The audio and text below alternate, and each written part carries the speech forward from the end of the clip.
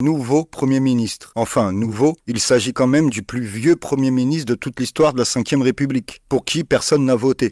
C'est marrant, juste après avoir mis le plus jeune Premier ministre de toute la Ve République, pour qui personne n'avait voté non plus, comme d'hab quoi. Donc on a vu que Michou avait été ministre des Affaires étrangères sous Chirac. Il s'impose tel un architecte du projet du laboratoire de Wuhan. C'est d'ailleurs sur le site de Légifrance. Regarde-le. Alors il est pas beau avec son masque européen? Ah, tu pensais que c'était le seul dossier? C'est que t'es naïf. Ce mec-là a commencé la politique à l'âge de 14 ans et par la suite fut le plus jeune député de l'Assemblée nationale. Et il a juste 73 ans. Imagine le parcours de Zinzin, membre de Bilderberg, membre du Grand Orient de France, membre du siècle, etc. Tout est vérifiable. Donc Michou a visiblement fait effacer son site web personnel. Et bah alors Michou, manque de bol pour lui, on a ressorti la poussière de sous le tapis. Donc nous allons lire ensemble une partie de ce qui a été effacé, et plus particulièrement une partie de son CV, qui est définitivement plus long que le pont de Millau. Donc, je vous résume. Voici quelques points. Co-président des JO d'hiver de 1992 à Albertville. Ouais,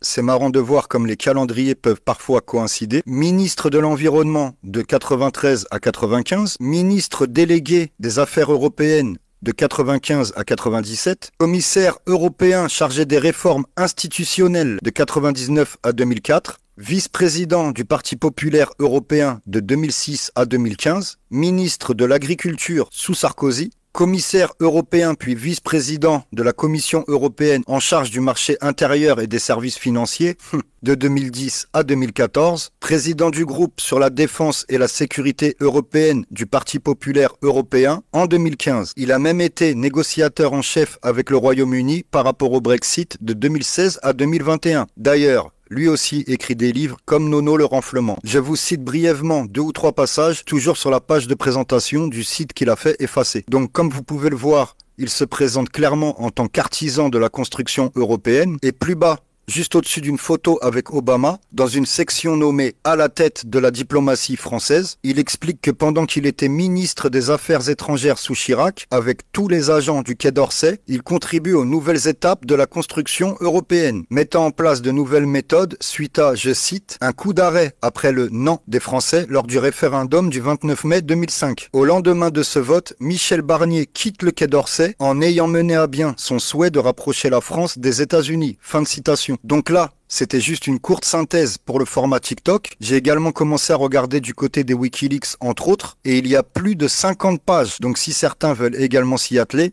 vous vous rendez sur le site des Wikileaks et vous tapez juste Michel Barnier. Rien de plus compliqué.